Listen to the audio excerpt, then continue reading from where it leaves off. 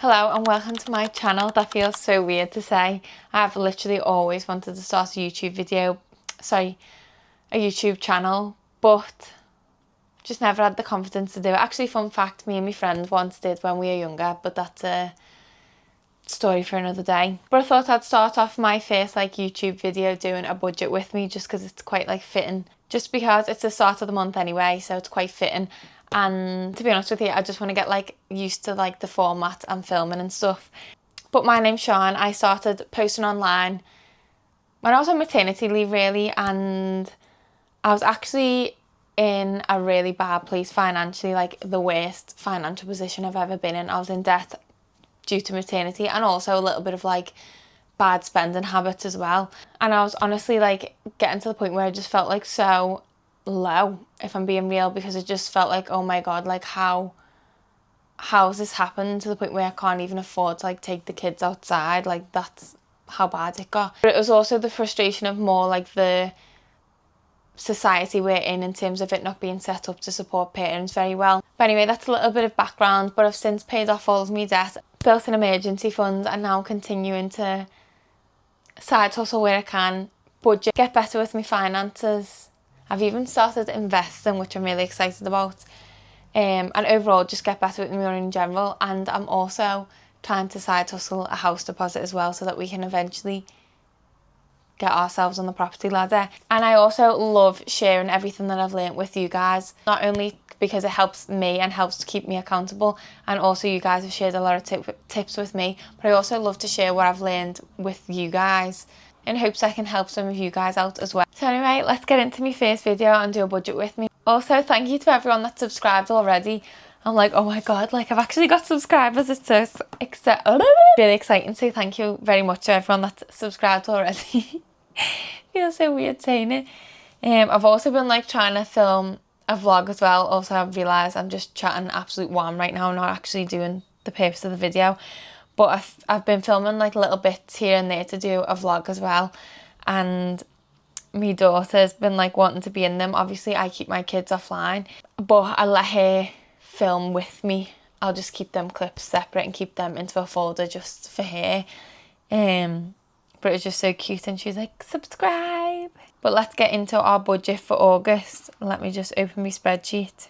So this is actually my budgeting template that I made myself. I've done it basically because I did used to have a budgeting spreadsheet. Basically, the way I work out my money is I keep my money in separate bank accounts. So I have a bill bank account that I get paid into, and then I also have a spending account, which is my Monzo account. So I've got it set up to basically work out what I need to keep in my bill account and what I need to keep in my spending account, which is my Monzo. And I've also set it out so it's in different categories as well, so you can keep on top of things. I'm also paying myself with social media money now to top up my income, so it also looks more favourably when applying for a house as well. Just because there's method in me madness. So for August, I've got £2,000 to play with. So let's firstly start off with bills, because you need them. So council tax is 173, that's staying the same.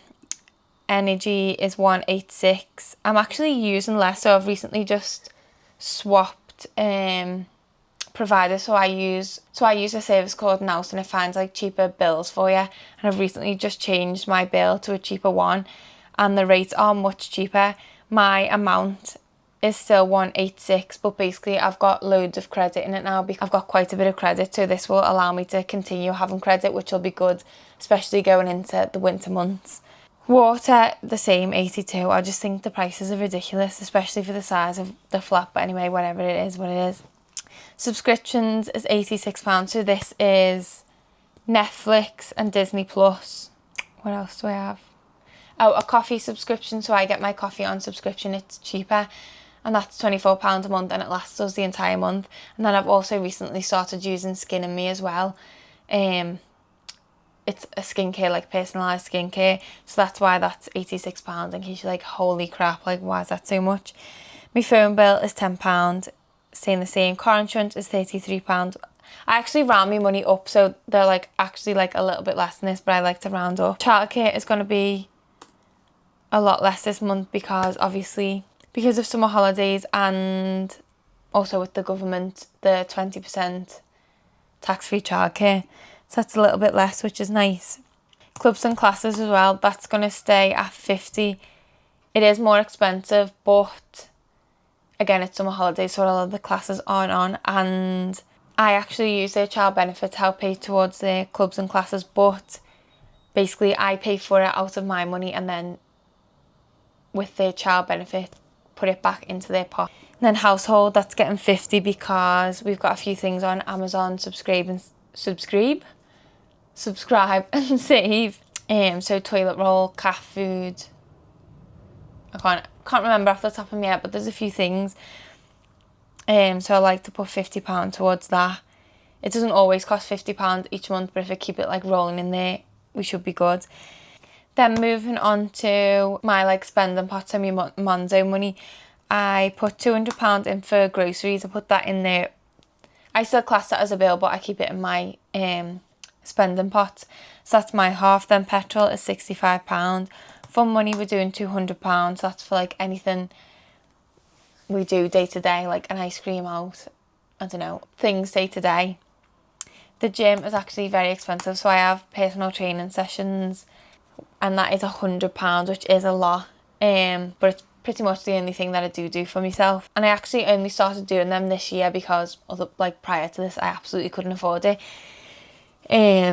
But I was chatting to a friend, and she was basically like, if you can guarantee yourself to side hustle that money each month, then like I would personally do it. If it's something that you like and it's something you value and it's beneficial to you, then I would prioritise that.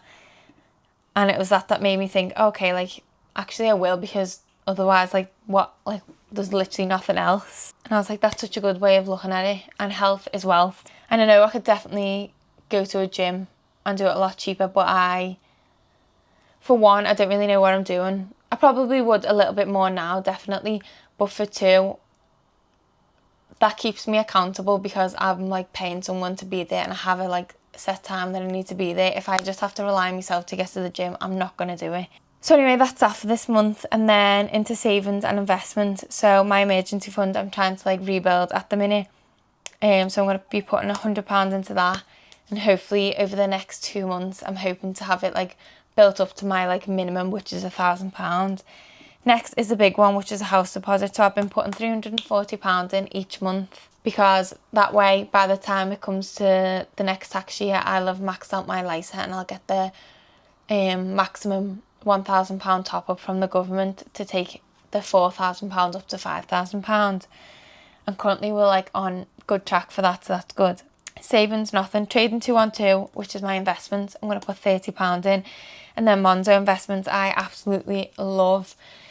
I'm not actually going to put anything into that because I use a feature on Monzo where it does round up. So anytime I spend on my Monzo card, which is like my spending account, it rounds it up to the nearest pound, sets it aside and invests it into like whatever investment portfolio I've set it up to.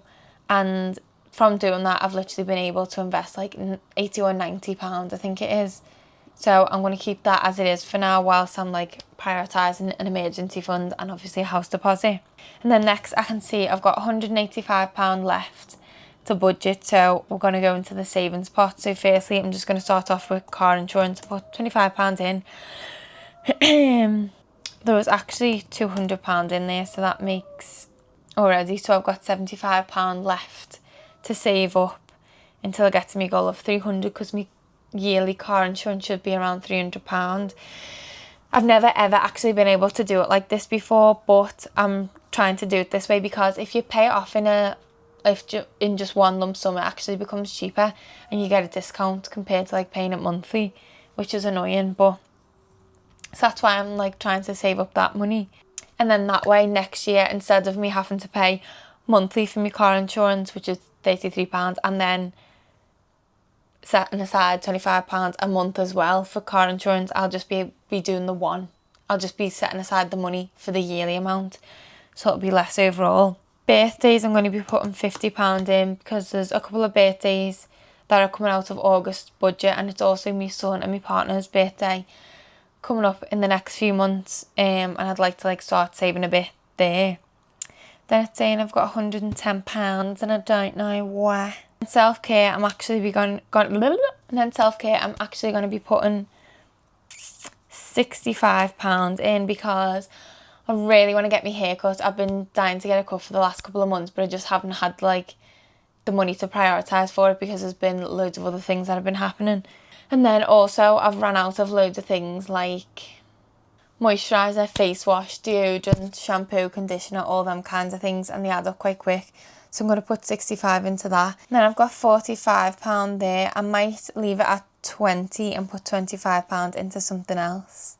Might put it into fun money and just have it as fun money for us for this month. And that'll leave £20 as a buffer. My feet have gone numb.